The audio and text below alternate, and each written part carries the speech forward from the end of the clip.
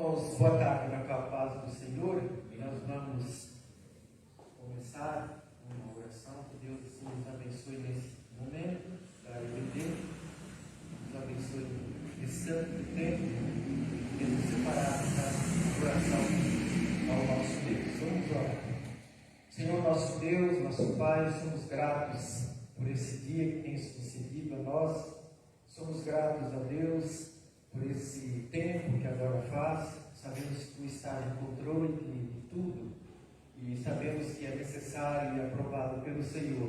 Agradecemos a Deus porque aqui pudemos chegar. Tu nos conduzistes até este lugar, até a tua casa de oração, que é o melhor lugar para nós estarmos.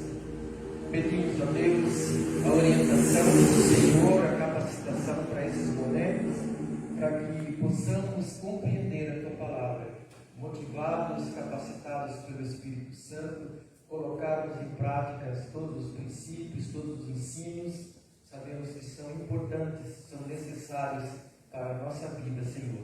Quero agradecer de um modo muito especial a presença do pastor Marcos, que está conosco, e pedimos a Deus que através dele a tua palavra seja, a tua mensagem, ó Deus, seja anunciada, seja trazida a nós nesse momento e também no outro momento. Agradecemos por ele e pela igreja também que tens colocado para a sua direção, para que possa, ó Deus, continuar diante dos desafios, sendo muito bem sucedida, assim, cuida de cada um. Em nome de Jesus. Amém. Então, passo agora ao pastor Marcos. O pastor Marcos é da Igreja Batista do Jardim Santo Eduardo, né? Nós o convidamos para trazer essa palavra. Hoje, esse ano é um ano eleitoral, né? E eu pensei na importância de falarmos sobre a política, uma vez que não ficamos sem ela, né? Faz parte nós fazemos parte dela, ela faz parte da nossa vida. E nesse ano nós temos uma responsabilidade muito grande, em outubro, né? De nós elegermos o presidente com seu vice, governador, senador, deputado federal, deputado estadual. Então é uma responsabilidade grande. E a palavra de Deus, ela nos ensina que devemos orar pelas nossas autoridades constituídas, tá? Então isso é muito importante, que saibamos e conheçamos o que o Senhor tem de orientação para as nossas vidas. Deus abençoe. Então, acho que vai usar isso daqui. Fica à vontade, pastor Marcos.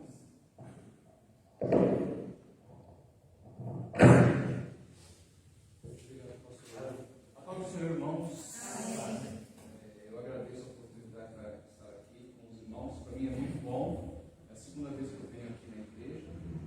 Fico feliz. A primeira vez foi uma reunião da associação.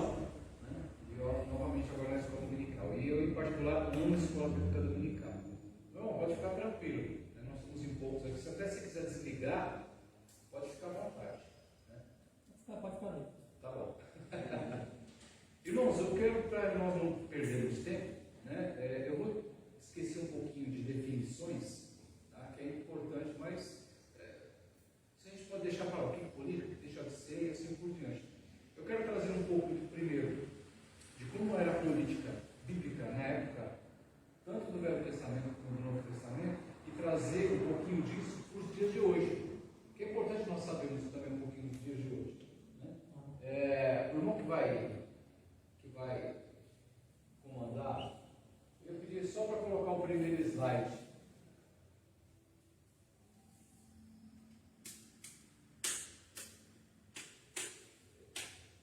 Isso. Política no Antigo e no Novo Testamento. Essa é a ideia que eu quero trazer para os irmãos. Irmão, por favor, pula para o segundo. Vamos lá. Ó, ficou bom. Ó. Perante o Estado, a igreja local, por exemplo, vou usar o exemplo de Nova York, é uma entidade religiosa de pessoa jurídica, por isso deve ter as mesmas obrigações e direitos perante as leis federal, estadual, municipal de nosso país, para que tenha existência legal como qualquer outra entidade jurídica. Eu uso o texto da palavra de Deus, na 1 Pedro, sujeitados, pois, a toda a ordenação humana, por amor do Senhor, quer ao rei, quer ao superior, quer aos governantes. Mas o que isso quer dizer? A parte jurídica, os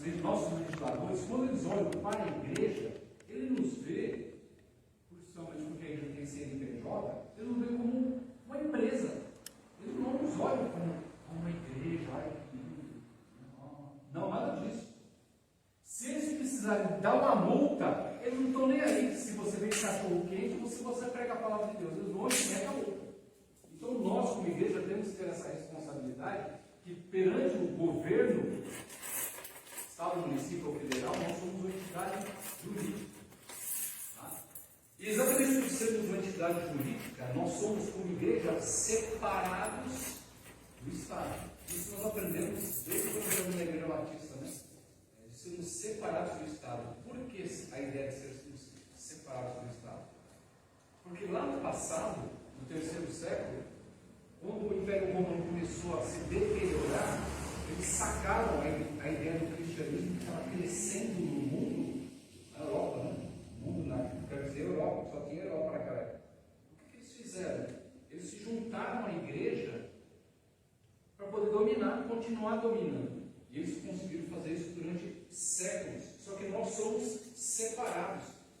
Não pode haver junção de organização. Aí você me pergunta, mas por que, pastor? Simplesmente, vou usar de novo aqui. A igreja aqui se junta com a subprefeitura. Vamos fazer um trabalho. Até se você fizer um trabalho social, vamos usar as dependências da igreja para aplicar vacina contra a raiva para a cachorrada da rua, para os gatinhos. Beleza. Mas se nós tivermos um momento de começarmos a depender financeiramente, queremos verba, queremos de repente começar a trazer os políticos para usar o público para fazer campanha eleitoral, não, daqui a pouco eles estão dizendo quem prega, quem deixa de pregar, quem é diácono, né? Fulano pode ser membro, fulano não seja membro. E até lembrando que o próprio Jesus, o Senhor falou em Mateus 22, 21, dai a César o que é de César e a Deus o que é de Deus. Então tem que ter separação. E nós, como batistas, né, temos um grande pressuposto de que as leis dos países são muito baseadas, se você for prestar atenção, na palavra de Deus. Está cheio de coisas que você vê nas leis do país diretamente ligada à palavra de Deus. E principalmente nós temos muitas responsabilidades. Porque como batistas, os irmãos lembram que os próprios Estados Unidos, que comanda politicamente quase o globo inteiro, né, eles foram formados por quê? Pelos Quakers, pelos algumas ideologias liberais, né, mas especialmente pelos batistas.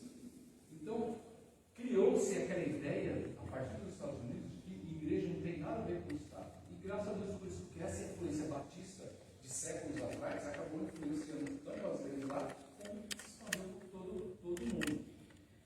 Pula mais um, irmão, por favor, vamos lá. Vou ter que adiantar.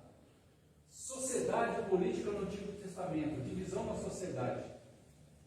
Não havia divisões entre as famílias durante o período dos patriarcas, Abraão, Isaac, Jacó e as tribos.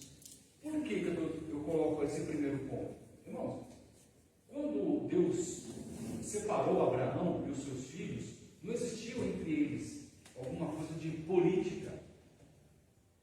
Era a família. Era a família de Abraão, a família de Isaac, a família de Jacó. Tudo que você já conhece, já ouviu na palavra de Deus, na igreja dominical.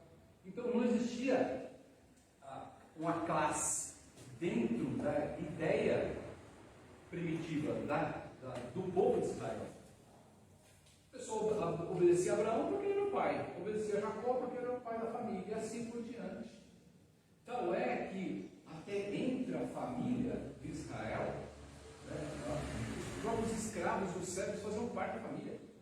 Lembra-se daquela parte lá em Gênesis, quando Abraão fala, olha, o seu servo, né, Eliezer, olha, procura dentro da minha família, né? E antes disso ele fala, antes de Isaac nasceu, ele fala, Senhor Deus, se eu não tiver filho, eu vou ter que deixar tudo que eu tenho com o meu escravo, com o meu servo Eliezer, porque ele fazia parte da família. Então naquela época, Abraão começou a lutar através, Deus começou a lutar na mente de Abraão, passou para Isaac, Jacó e para as tribos, aquela ideia de que não existia classe social, não existia política que manda mais e que manda menos. Então é que, olha, como é que era nas épocas das outras nações? Irmãos, não existia república, ideia de democracia, república, não existia, tudo era através de família real. O rei mandava, a família real mandava, os sacerdotes mandavam, os governadores mandavam, só que os comerciantes, os artesãos do povo não mandavam. Só que os artesãos, os comerciantes daquela época primitiva, tinham influência, e essa influência era ligada diretamente na política. O povo, que é nós, né? Que somos nós, não tinha influência nenhuma. Só que era bem diferente. Só que na formação da nação de Israel apareceram algumas coisas diferentes. Como é que eu posso imaginar que Israel se transformou numa nação? Irmãos, Israel se transformou numa nação a partir do momento que Moisés tirou o povo de Israel do Egito. Levou para o Monte Sinai. Lá no Sinai veio as leis. A partir do momento que chegou as leis, Israel, as tribos, que eram 12 tribos, passou a se chamar Tzibur, do Elohim. Significa o quê? O povo, a congregação de Deus. E quando passou a ser congregação de Deus, o que aconteceu? Naturalmente, se transformou numa nação, num povo só. A partir de Êxodo capítulo 20, quando Deus começou a dar os 10 mandamentos, o povo se tornou uma nação até como bandeira, como nós temos hoje, lá, né, o Estado de Israel. Então, essa noção de nação só começou a partir de quem? De Moisés. Depois que Moisés morreu, veio quem? Veio Josué, muito bom. Depois que Josué morreu, o que aconteceu? Começou a aparecer os juízes, os sacerdotes, através de Samuel, e os reis, para poder politicamente governar o antigo Israel. Mas qual que era a ideia principal? Não existia república naquela época, só existia monarquia. O que Deus queria fazer a partir de Abraão? Uma teocracia. Você fala, mas o que é isso? Nossa, teocracia. Teo, Deus, e cracia, o governo dele. Então, era o governo de Deus que Deus estava colocando através do Espírito Santo no coração deles. Tentou fazer isso na época dos juízes, na época dos sacerdotes, né, especialmente com Samuel. Mas o povo quis o quê? Não queremos ser iguais aos povos, outros povos politicamente. E, infelizmente, quebraram a cara. Só que na época de Moisés apareceu o primeiro grupo político que você consegue achar dentro da palavra de Deus, que é o Sinédrio. E a palavra desse Sinédrio durou até a época de Cristo, até o ano 70, quando Jerusalém foi destruída. Quem eram os 70? Eram os 70 anciãos. Lembra-se quando Jetro, por exemplo, vamos lá, vamos voltar para a história. Moisés tira o povo de Israel do Egito, está no Sinai, aparece Jetro, o sogro de Moisés, com Miriam e os filhos de Moisés. Fala assim, poxa, que legal, né? Você conseguiu aquilo que você queria, tirar o povo como escravo do Egito. E daí? Quando Jetro viu que Moisés estava legislando sozinho, o que ele fez? Ele falou, não, separa. E Moisés consultou a Deus e Deus falou assim, olha, você vai me separar 70 anciãos. E anciãos, a ideia não é ancião de, né, que nem a gente assim, né? Enrugadinho, cabelinho branco, que não tem ainda, né? Não! Eram 70 sábios. Então Moisés separou 70 sábios dentro de todo o povo de Israel. E a Bíblia fala que Deus pegou, né? É lógico que isso é um sentido figurativo, né? O mesmo Espírito Santo que havia habitando em Moisés, ele separou entre os 70. Eles lideraram. E foi aí que apareceu a ideia de legislação, de juiz, de política dentro do povo. Mas nunca como uma classe especial. Olha, agora nós somos juízes, vocês são só o povo. Fazer o quê?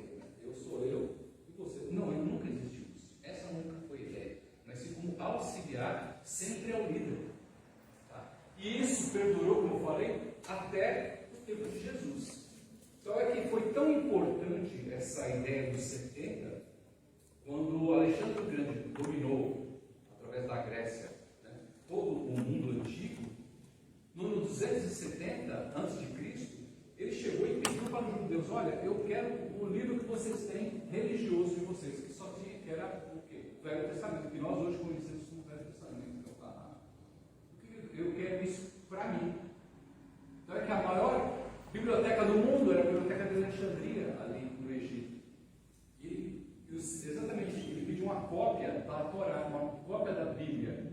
E foi exatamente esses 70 anciãos que escreveram e traduziram do hebraico, foi a primeira vez que traduzimos do hebraico para o grego, que hoje nós conhecemos como a Septuaginta. Por que Septuaginta? Por causa desses 70 anciãos do Sinédrio, que literalmente fizeram isso.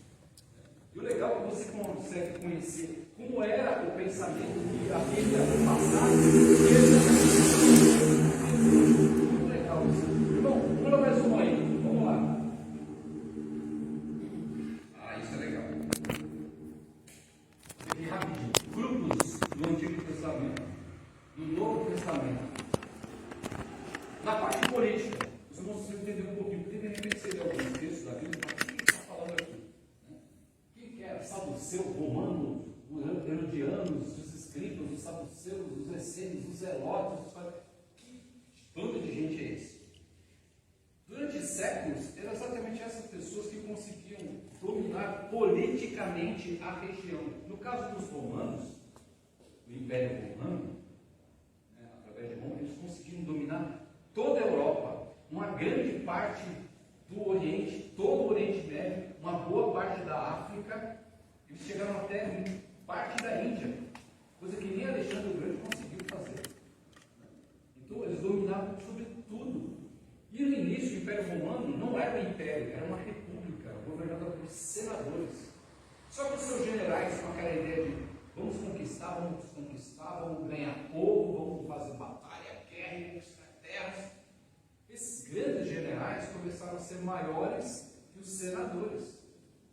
E o grande general Augusto César foi o primeiro que falou assim: quer saber uma coisa? Vocês me apoiam? Eu vou virar rei. O que ele foi lá? Entrou no Senado. Quem era contra ele? Carinhosamente mandou matar. Carinhosamente, é lógico, né? E quem era a favor dele, ele mandou virar senador. Ele se tornou, a partir daquele momento, o grande imperador romano. E qual era a ideia de Roma? Eles amavam construir estradas. Então, politicamente, essa ideia de construir estradas, principalmente para ajudar no comércio, e com isso eles conseguiram dominar todos os reinos que eles tinham. Estavam debaixo da mão do Império Romano. Então, politicamente, eles tinham uma grande influência. E a ideia romana se espalhou sobre toda a África, toda a Europa, sobre todo o Oriente Médio. E aqui se afixou muito em Israel. Tal é que era tão importante você ser parte como cidadão romano. Lembra-se em Atos capítulo 22, quando Paulo foi preso, ele era para ser chicoteado. Aí ele falou assim: não, você não pode fazer isso comigo, eu sou cidadão romano, não pode. O pessoal ficou o quê? Ficou meio doido com isso. Mas como? Você sendo judeu. Aí nós, como cristãos, poxa, como é que Paulo, sendo judeu, nasceu num lugar fora de Israel, não era dentro de Roma, né, não era fora da Itália, como é que ele era cidadão romano? Por quê? A história nos conta que o pai do apóstolo Paulo, ele era funcionário público. E ele prestava serviço para o Império Romano. Então ele conseguiu a cidadania romana, tanto para ele, como para a esposa e para os seus filhos. Isso incluiu Paulo. Porque você, como cidadão romano, era uma coisa que tivesse. Você vai passar, por exemplo, pelo aeroporto, Polícia Federal. Nem veio unidade geral, não passa nem naqueles scanner, né? Você tem livre acesso. Então, o fato de você ser cidadão romano, você tinha livre acesso a qualquer lugar e você entrava onde você quiser. Então, tinha essa importância. Né? Então, eu acho que o pessoal abusava disso. Mas a própria Bíblia nos mostra que existia influência. E Roma influenciou muito a política, tanto de Israel como de todos os povos. E todo mundo tinha que prestar contas ao Império Romano. Por exemplo, se o Egito fala assim: não, eu não gosto da Etiópia, eu vou lá, vou brigar, vou fazer uma luta contra Israel, contra a Etiópia, seja o que for. Tive primeiro fazer o quê? Pedir autorização para Roma. Eu posso? Não pode. Ah, pode. Então, essa influência dominou o mundo antigo. Logo em seguida, tem os herodianos. Quem eram os herodianos? Os herodianos nada mais eram do que um povinho descendentes, que eram os edomitas, descendentes de Esaú. Lembra-se quem era Esaú? Isaac teve 2 filhos, Esaú e Jacó. Então os edomitas são descendentes de Esaú, que viviam nas montanhas. Quando o Império Romano dominou Israel, a primeira coisa que os edomitas fizeram foram. Como é que pode ser para falar uma palavra?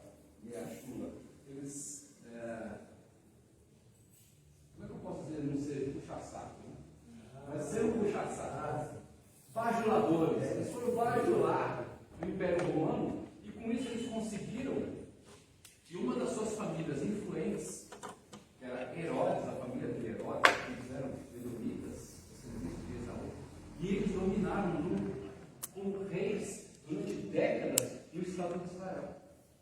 Então, na época de Jesus, ainda existiam os edomitas.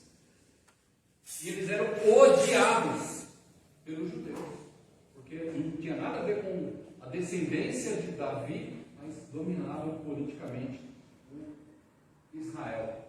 Tinha também os escribas. Quem eram os escribas? Escriba é quem escreve. Dentro dos levitas, né? Porque agora a gente pode até se aprofundar um pouco mais, mas dentro dos levitas existia os escribas. Normalmente, para ser escriba tinha que ser levita. E eles tinham um pensamento, já que eles escreviam a Bíblia, e não só escreviam, mas escreviam cartas entre os governos, né? Eles redigiam a palavra de Deus, tal é que os escribas existem, irmãos, até hoje. Como assim? Porque os livros nossos, por exemplo, a nossa Bíblia, ela é impressa, ela não é? A nossa Bíblia é impressa. Até hoje, desde a época de Moisés até os dias de hoje, existe, como nós chamamos, escriba, ou o sofer, no hebraico, é o levita que ele pega uma caneta e ele vai escrevendo a Bíblia, letra por letra. Ele pega uma cópia e vai copiando letra por letra. Aí tem, depois que ele terminou de escrever tudo aquilo, detalhe, como é escrito à mão, em pés de cabra, né, de carneiro, então um rolo acaba ficando mais ou menos dessa largura, um livro só que nós temos na Bíblia com poucas páginas, porque é escrito à mão. Só que depois que ele acabou de fazer todo aquele serviço, vem um outro software e vai ler e vai conferir letra por letra para saber se está tudo certinho. A preocupação disso é o quê? De trazer a verdade da palavra de Deus, para que não mude nada. Puxa, pastor, errou. O cara era para escrever banana e escreveu maçã. E aí, o que faz? Apaga a cabocagem? Não, era proibido. Porque dentro daquele rolo continha o nome de Deus. E como o nome de Deus dentro do judaísmo é sagrado, o que se fazia? Tanto naquela época como até nos dias de hoje. Enrola, põe num manto branco e enterra no cemitério judaico. Então é que até hoje existem lugares dentro do cemitério judaico, especialmente só para enterrar Sefer Torá, ou no caso, livros da Bíblia que foram mal escritos. Ou com o tempo você vai, né? Você vai ficar. Passando a língua e não, mas pelo fato de você ficar lendo, né? E seguindo, né? E como o hebraico é da direita para a esquerda, diferente do nosso, então com o tempo, depois de 50, 60 anos, algo escrito à mão começa a apagar. Então, para você não ter que fazer correção, que também é proibido, enrola e deposita no cemitério judaico. Então, o sofer ou o escriba tinha essa ideia. Só que pelo fato dele escrever para os governos, ele era o intercessor muitas vezes, porque quase ninguém em Israel sabia ler e escrever. Nos países ao redor, quase ninguém também sabia ler e escrever. Então, era uma classe privilegiada, né, os escribas. Então, com isso, o que eles faziam? Eles tinham influência política dentro de Israel. E eles criam algumas coisas diferentes que traziam um certo desconforto. Eles tentavam interpretar alguns textos da própria Bíblia de uma forma exagerada. Tal é que, por exemplo, no sábado não se pode fazer trabalho. Só que eles eram tão exagerados que no sábado proibia-se pentear o cabelo. Para as irmãs, para mim não é da cor, não faz diferença nenhuma. Né? Pentear o cabelo não no sábado, mas mesmo sendo judeus, com o pensamento que tinha muito dinheiro. Então eles tinham influência também junto aos sacerdotes, que também era uma classe que influenciava politicamente o Estado de Israel, influenciava os reis. Só que o grande problema dos saduceus era com relação ao pensamento helenístico. Como assim, pastor? Eles criam que Bom, a primeira coisa é que eles criam que não existia o pecado. Então você poderia viver dissolutamente. A ideia do helenismo é prazer. Eu posso cair na gandaia, eu posso ter o meu lado religioso, né, de orar, agradecer a Deus, né, Baruch atah Adonai, e vai embora, mas acabou aquilo, eu vou cair na gandaia. E infelizmente, irmãos, esse tipo de pensamento helenista tem até os dias de hoje, principalmente nas igrejas. Ah, pastor, que exagero. Não, não é exagero não. Tem muitas igrejas por aí que tem aquela ideia de que salvo, uma vez salvo, salvo para sempre. Então já que eu estou salvo, eu vou cair na gandaia que não vai dar nada. Irmãos, isso é uma heresia, isso é uma mentira. Porque a Bíblia fala claramente, quem perseverar até o fim será salvo. E só persevera quem é salvo. E essa é uma heresia que tem até os dias de hoje. Então é que os saduceus, apesar deles terem influência junto com os sacerdotes, eles não criam na ressurreição, não criam em espíritos, não criam em anjos. Então é que pelo fato de não crer na ressurreição, Jesus criou um grande problema para a teologia deles, que foi o quê? A ressurreição de Lázaro. Então é que se você for procurar lá no livro de João, você vai ver que os saduceus e os sacerdotes estavam agitando e agilizando a morte de Jesus e também a de Lázaro. Você vai encontrar isso na palavra de Deus. Porque, poxa, se eu não creio na ressurreição, o cara é ressuscitado, para onde vai minha teologia? Vai para o lixo. Então, pensando no que eles estavam perdendo, politicamente e financeiramente, vão matar esses caras. Então, infelizmente, irmãos, quando a gente olha para a palavra de Deus, muitas vezes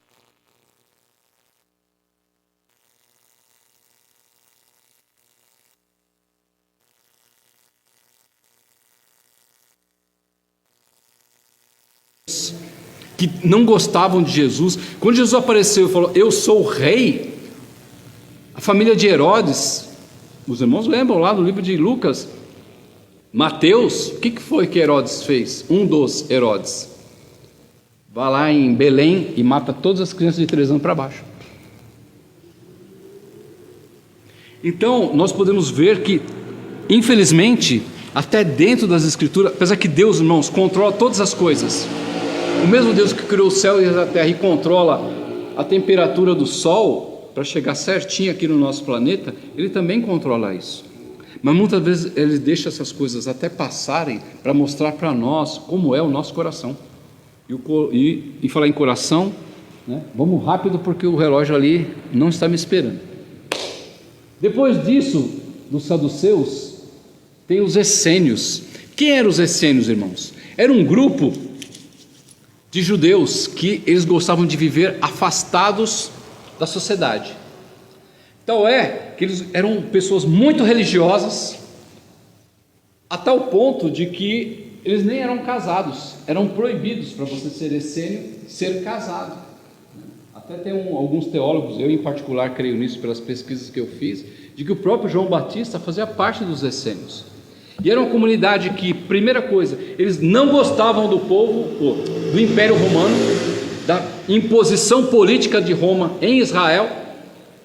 E o que eles fizeram? Eles se afastaram, eles criaram a sua própria comunidade, perto onde tem o Mar Morto hoje, né, que é Qumran, e nesse lugar, eles tinham as suas orações, eles buscavam a Deus, tal é que eles também não acreditavam, porque eles achavam que os sacerdotes eram infiéis a Deus e corruptos. Eles não tinham aquela ideia de, para pedir perdão, sacrificar animal. Então eles acreditavam que Deus daria a todos eles perdão através das orações. Por isso que quando João Batista chega e fala assim, ele não prega exatamente o que os judeus pregavam, mas ele fala, arrependei-vos e sejam batizados. Qualquer hora eu podia até falar um pouquinho também sobre batismo, mas o tempo não dá. Eu estou até com a boca aqui salivando para falar, mas não dá. Porque tem muita coisa legal para saber sobre isso. E esses essênios criaram, pelo fato deles não gostarem do Império Romano, e eles se isolaram, isso influenciou politicamente outros grupos, principalmente os zelotes, que eu vou falar em seguida, tá? Influenciaram também os zelotes. E o Império Romano não gostava disso. Então é que, mesmo depois da morte de Cristo, eles foram lá e destruíram toda a comunidade essênia que ficava ali próximo do Mar Morto. Quando eu estive em Israel em 2019, eu cheguei aí nessa comunidade, né? Lógico, só tem os achados arqueológicos, mas é um lugar assim que eu não sei como as pessoas conseguiam sobreviver ali. Sinceramente não, porque era no meio do deserto, no meio do deserto da Judéia. E eu tive a oportunidade de, na comunidade, o que eles faziam? Como eles tinham muitos escribas que se passaram por lado dos essênios, eles copiavam a Torá, copiavam toda a Bíblia. E eles guardavam, quando os romanos começaram, eles tiveram notícia que os romanos iam destruí-los, eles pegavam em potes de barro de mais ou menos 1 metro e colocavam os rolos da Torá e os rolos dos livros sagrados dentro desses potes de barro e esconderam dentro de cavernas. E a coisa foi tão abençoada, irmãos, que mesmo quando todos os essênios morreram, agora em 1940, os arqueólogos conseguiram recuperar todos esses livros da lei, né, e os livros da Bíblia inteira, no caso o Velho Testamento, né, todos os livros que estavam guardados. E qual foi a bênção? Irmãos, eles conseguiram através do carbono 14, do exercício do carbono 14, para ver datação, e descobriram que existiam livros ali, principalmente o livro de Isaías, que estava literalmente completo, de 200 anos antes de Cristo. E quando eles compararam exatamente o que eles tinham, porque eles acharam a Bíblia inteira lá, né? No caso do Velho Testamento, eles compararam tudo que estava escrito lá com os dias de hoje, no caso na época de 1940, irmãos, era literalmente iguais. Por quê? É a responsabilidade que os escribas tinham, os levitas tinham como escribas, de escrever letra por letra da cópia do original, e o outro ir lá conferindo e preservar a palavra de Deus. Então, nos dias de hoje, se você vê na sua Bíblia, a sua Bíblia hoje é exatamente aquilo que Jesus leu em Isaías, e assim por diante. Hoje nós usamos, né, principalmente nós os batistas, né, usamos a nossa versão revista e corrigida. Muito boa. Só que quando teve esses achados do Qumran, aos poucos, através dos anos, é que eles foram traduzindo para as outras línguas. Hoje nós temos no Brasil, pela Sociedade Bíblica do Brasil, a versão corrigida fiel. João Ferreira de Almeida, corrigida fiel. Fiel ao quê? Fiel aos achados deste grupo. Então é literalmente letra por letra. Se você pegar uma Bíblia no hebraico, você vai ver exatamente o que está na João Ferreira de Almeida, corrigida fiel. Vale a pena adquirir. Vale a pena, principalmente se você quer estudar, né? Vale a pena. Vamos lá. Os zelotes, segura esse relógio. Os zelotes nada mais eram, irmãos, do que os extremistas, direitistas, fundamentalistas e nacionalistas. Eles odiavam a influência que os gregos tiveram, que os romanos tinham, que os essênios tinham, que os herodianos tinham em Israel. Então eles achavam que você pagar imposto era um pecado contra Deus, porque você tinha que entregar o seu dízimo, não pagar imposto para o Império Romano. E eles tinham um cuidado de que eles se organizavam para militarmente, né, e com armas combater o povo de Israel, ou o Império Romano, o domínio romano. Só que como eles não conseguiam, porque eles eram um grupo pequeno, não conseguiam destruir, né, todo o exército romano, eles agiam, né, em grupos. Então ia lá e faziam uma baderninha aqui, uma baderninha ali, e eles sempre andavam com um punhal no seu cinto. Eles eram conhecidos por usar um punhal. E eles eram chamados de zelotes no intento de zelo por Israel, zelo pela lei de Deus, né? Então é que, se você for ver, alguns estudiosos pensam que até os Judas Iscariotes faziam parte dos zelotes, mas não era. Só que você vê na Bíblia que Judas Iscariotes tenta influenciar, né, Jesus para ser líder. Mas só que a Bíblia nos mostra só que Simão, se você for lá em Marcos capítulo 3, você só tem um dos 12 que era chamado Simão o Zelote, né? Então, e eles influenciavam, por quê? Porque o povo de Israel já estava por aqui do Império Romano, e eles pelos bastidores iam minando a ideia romana e fomentando a guerra entre o povo de Israel e os romanos. E por último, tinham os fariseus, que todo mundo conhece. Onde surgiu o farisaísmo? Lembra-se quando o povo de Israel foi preso na Babilônia por 70 anos, ficou como escravos? Quando eles voltaram, o sacerdote Esdras, quando ele trouxe o povo, ele trouxe na mente dele, porque ele sentiu no coração dele, tal é que ele escreveu isso no seu livro, né, de que ele tinha que ensinar o povo a lei, a obedecer a Deus.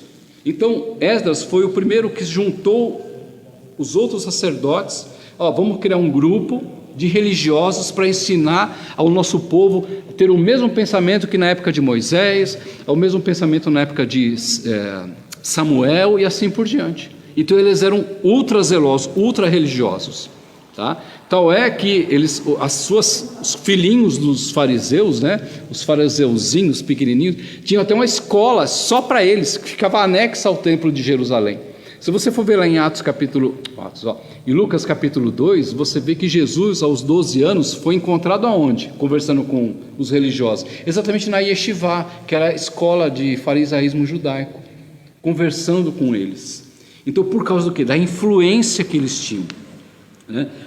Os fariseus acreditavam na doutrina de Deus, de que Israel é um país, era uma nação escolhida exatamente para governar o mundo, né? Eles tinham a ideia do juízo final, eles acreditavam na imortalidade da alma, acreditavam em anjos, em curas, em demônios. Só que uma das coisas que eles infelizmente trouxeram para Israel, um pensamento, era sobre acreditarem na reencarnação. Não através de Esdras, mas alguns do que vieram da Babilônia, porque foram influenciados pela teologia babilônica da reencarnação. E no ano 70, quando Jerusalém foi destruída, os fariseus deixaram de existir. Então a influência que eles tinham, que era muito grande, deixou de existir dentro da política. E o que aconteceu com isso? 1700 anos depois, o Baal Shem Tov, lá na Europa, juntou todo o pessoal dele que era religioso e falou assim: olha, vamos voltar a ter aquela mesma ideia do farisaísmo do primeiro século.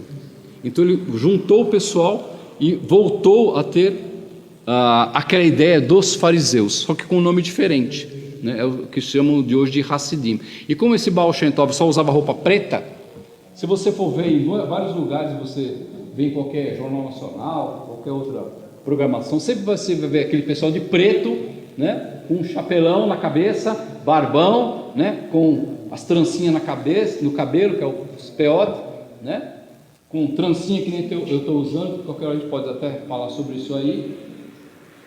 E ele trouxe toda aquela religiosidade dos fariseus. Então, por isso que hoje o pessoal, exatamente porque ele usava de preto, todo mundo começou a usar a mesma forma dele.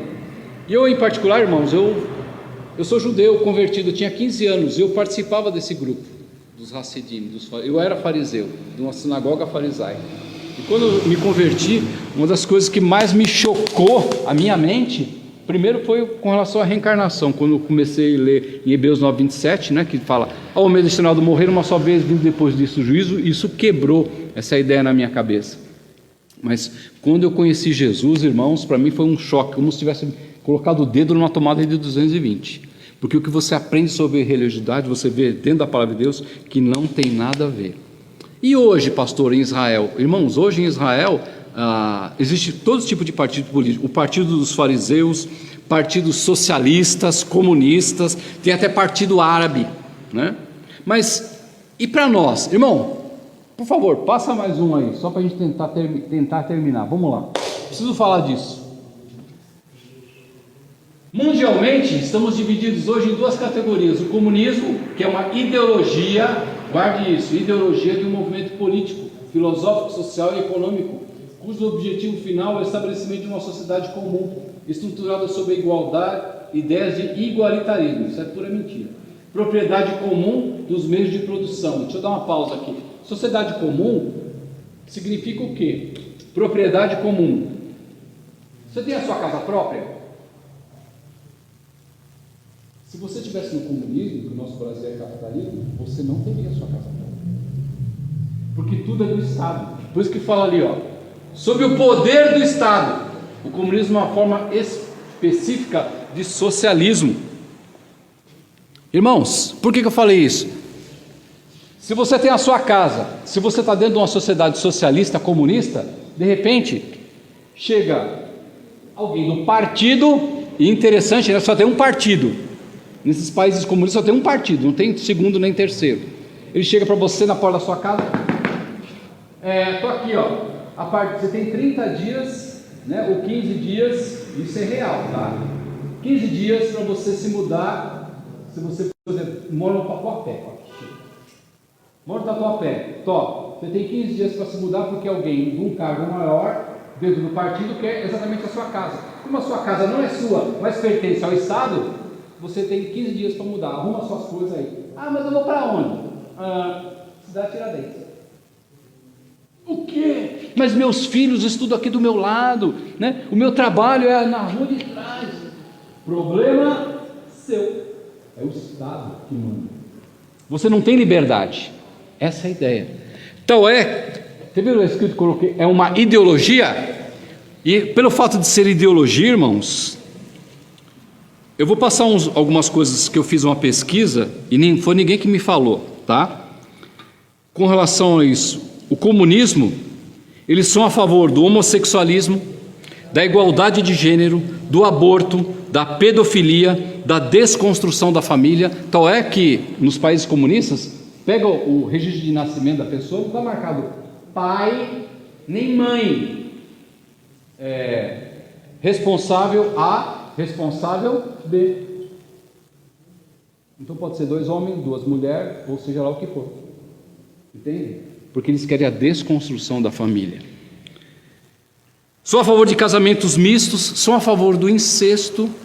Como assim, pastor? Sim, eles têm, como é uma ideologia, o pai pode casar com a filha, o irmão pode casar com a irmã de sangue, não tem problema, é uma ideologia deles.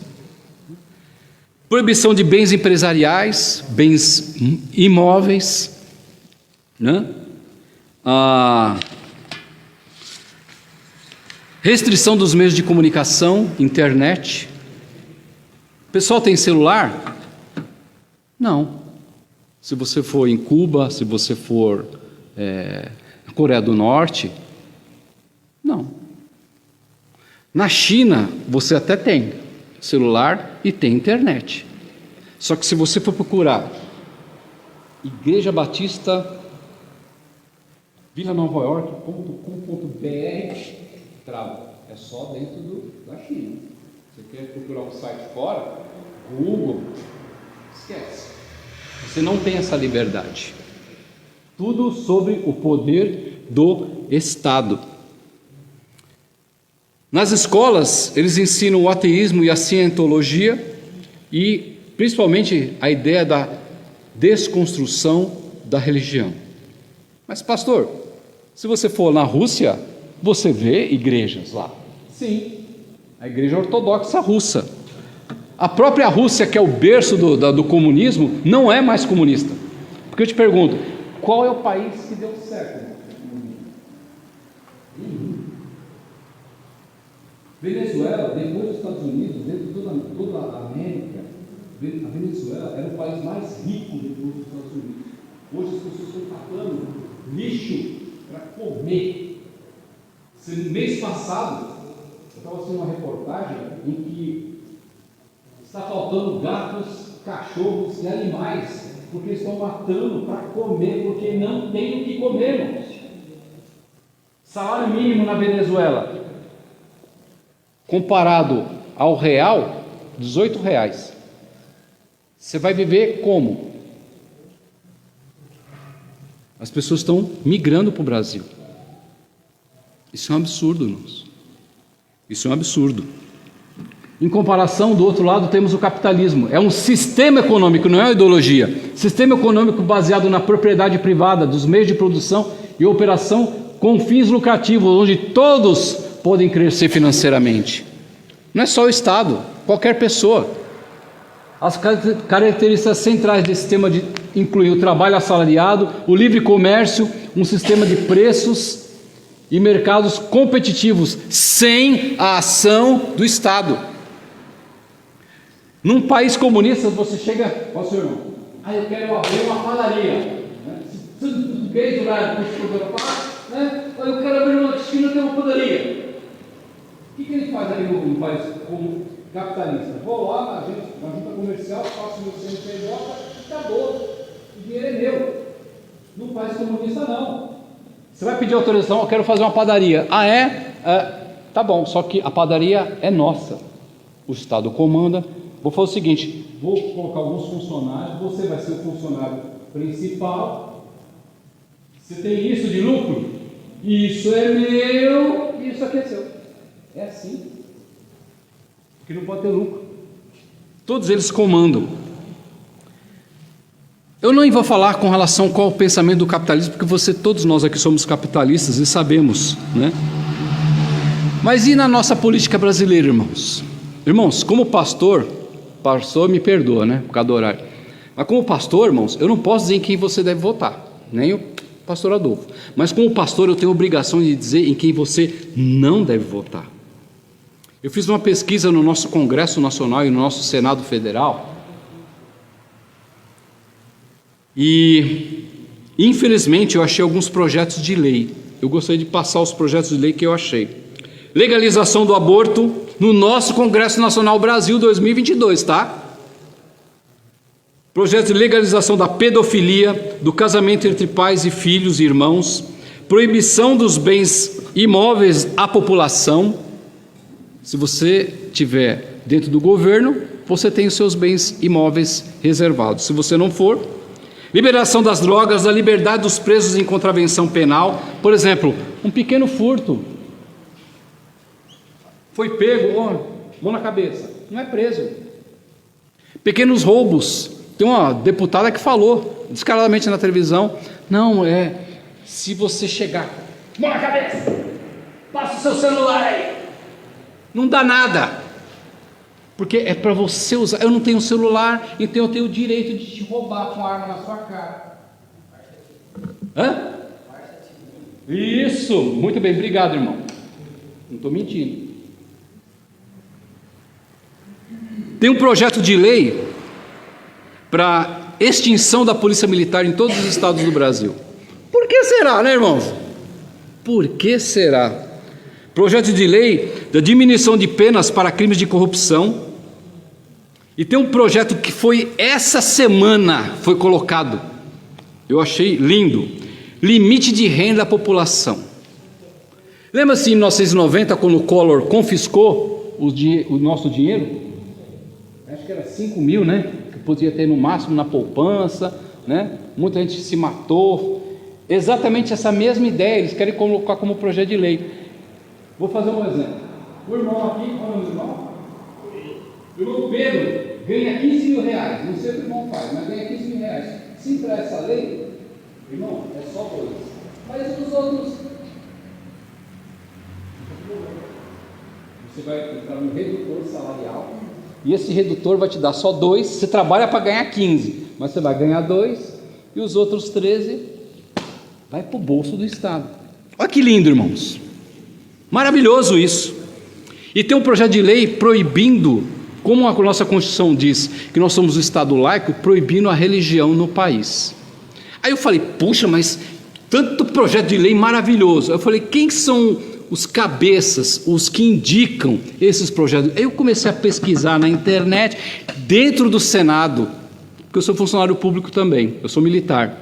Então, dentro do Senado e dentro do nosso Congresso Nacional, eu fiz o meu cadastro, me cadastrei, pus um login e senha e vou pesquisar. Está aberto para mim. Quando eu descobri, todos esses projetos são indicados por deputados e senadores exatamente dos partidos comunistas do Brasil. PSOL, PC, do B, PSTU, PT. Mas não é o Partido dos Trabalhadores. Não. É tudo menos isso. Mês passado, dia 5 de fevereiro, uma igreja católica foi invadida no meio de uma missa, lá em Curitiba, por militantes do PT e por um vereador. Então é que ele está sendo processado. Pastor, mas isso é fato isolado. Não é. Dia 24 de fevereiro, algumas semanas atrás, a igreja da Assembleia de Deus lá no Ceará, foi invadida, quebraram o púlpito, quebraram o banco, quebraram um monte de coisa na igreja, junto com o pessoal do MST. Irmãos, isso é só uma gota do que o comunismo quer fazer no nosso país. Aí eu te pergunto, você como cristão, você vai votar num partido desse? É muita incoerência, o que me deixa louco, o que me deixa careca de falar sobre esse assunto até nas nossas igrejas, é você ver crentes que, irmãos, vamos fazer uma campanha, vamos orar, para quê? Vamos orar para que as crianças do nosso país sejam alimentadas. Aí você, na hora de votar, você vota como um ímpio, porque você pode votar exatamente nesses partidos que são a favor do aborto, ou não é? Então não adianta nada. Então está na hora de nós como cristãos termos a nossa posição. Eu sei que não vai sobrar muito tempo, eu ainda tenho mais umas 15 páginas para falar aqui, né? Só que, irmãos, põe o último. Isso. Vou só ler. Mesmo como cristãos, também somos cidadãos exemplares e devemos ser zelosos e obedecer às ordens constitucionais e outras leis que regem a nossa nação. Romanos 13 diz: toda alma esteja sujeita às autoridades superiores, porque não há autoridade que não venha de Deus, e autoridades que foram ordenadas por Deus. Portanto, dá a cada um o que deveis, a quem tributo, tributo, a quem imposto, imposto. Nós estamos no meio de fazer imposto de renda, então se você for honesto, olha, é bíblico isso, viu? Não é do papo de pastor não. A quem imposto, imposto, a quem temor, temor, e a quem a honra, honra. Porém, esta obediência às autoridades civis deve ir até onde elas não violem a nossa consciência ou convicções bíblicas. Atos 5:29. Porém, respondendo Pedro, os apóstolos disseram: mais importa obedecer a Deus do que aos homens. O que eu quero dizer com isso? De repente, com todas essas leis malucas, né, que apareceram por aí, a sua vida para Jesus, com certeza o Espírito Santo vai tocar no coração deles e vai chacoalhar a vida deles de tal forma que eles vão mudar de vida. Vão mudar de vida. Eu conheço em particular pessoas que eram travestis, irmãos, e hoje prega a palavra de Deus com poder, é casado, tem até filho. É a transformação que só Jesus faz. Esse é o fator da igreja. Então, se acontecer essas coisas, importa obedecer a Deus do que aos homens. Vai ter que pagar o pato? Vai ter que pagar? Vai, mas vale a pena, irmãos, porque aqui é passageiro. Daqui a pouco, nós já estamos com o Senhor, e tanta maluquice que está acontecendo aí fora, eu tenho certeza absoluta, algo que eu já prego há muito tempo: Jesus não vai voltar, Jesus já está chegando. Jesus já está chegando. Então, igreja, prepare-se, porque daqui a pouco nós estaremos, no piscar de olhos, já foi, estaremos com o Senhor nos ares. Então, voltando para a política, pense, ore. Como o pastor Adolfo falou, nós estamos em 2022, época de eleição. Então, pense, coloque diante do altar do Senhor isso, tá? Pois não, meu irmão. Lógico. Mas eu fico admirada de ver pastor que agora é do PT. O pastor falava mudou completamente a pergunta. Imagina, irmã. Meu Deus, como uma maneira dessa agora pondo na cabeça dos meios, e por isso que eles, bem, a gente sabe que o comunismo não quer que você estude, que você aprenda, que você, sim, eles não querem que a pessoa fique boca lá, eles comandar, né? Sim. Mas eu fico boa, porque eu mesmo, o pastor que eu seguia, o pastor virou, agora está do outro lado do mundo. Isso que eu... Ele está curtindo o lado negro da força. Para quem curte Star Wars sabe o que eu falo. Mas infelizmente é verdade. Infelizmente é verdade. O que nós temos que fazer, nós como cristãos, continuar sendo exemplo para as pessoas aí fora e votar com consciência, mas com consciência dentro da palavra de Deus. Perdão, estou de joelhinho. Sobrou pouco tempo o café. Eu quero tomar um café. Obrigado, pastor. Irmãos, eu tinha um monte de coisa. Tem que marcar outro dia, né, pastor? Porque o tempo é muito curto, então é muita coisa como eu vim do judaísmo, eu estou na minha cabeça com um monte de coisa sobre Levíticos, sobre os fariseus, sobre os costumes que eu tinha lá na sinagoga, hoje graças a Deus não tenho mais. Eu só uso algumas coisas porque eu sei que não vai atrapalhar meu cristianismo. Exato. As trancinhas ali, que é a simbologia da lei, mas tudo bem, deixa eu Obrigado, irmãos. Irmãos, é assim, quando é muito bom, o tempo passa muito rápido mesmo. Então, olha, a palavra do pastor Marcos, excelente. A primeira vez que eu ouço, gostei muito, muito mesmo. E nós vamos fazer uma força para agendar uma outra data. E até com mais tranquilidade. E eu quero dizer, ele não tem culpa, porque os irmãos atrasaram e nós começamos, acho que era 5h30 praticamente, né? A nossa EBD, irmãos, é 17 horas. Precisa ter um comprometimento aí, viu? Porque, olha, nós temos assuntos bons, como esse que foi trazido, e nem deu para trazer tudo, e vamos ter outros assuntos também importantes. Nós não temos EBD na parte da manhã, deixamos para a parte da tarde. Então, eu quero fazer, irmãos, esse apelo, reforçar essa palavra, para que os irmãos venham até antes das 17, para 17 horas realmente começarmos, para nós aproveitarmos, tá? Porque veja, irmãos, há irmãos que praticamente podem vir só no domingo, vai passar uma semana todinha, e domingo que vem nós temos já uma outra programação, tá? Então, nós agradecemos muito por essa palavra excelente, muito boa, né? Uma sugestão que as irmãs estão falando aqui, né? Sábado, dia 26, trabalho dos homens com as mulheres. Será que ele não pode vir e trazer para as mulheres, para os homens? Acho que ele tem um compromisso já no sábado. Mas sábado que vem vai ser aniversário da Igreja Batista de Jardim Santo André. Lá para pregar lá no aniversário da igreja.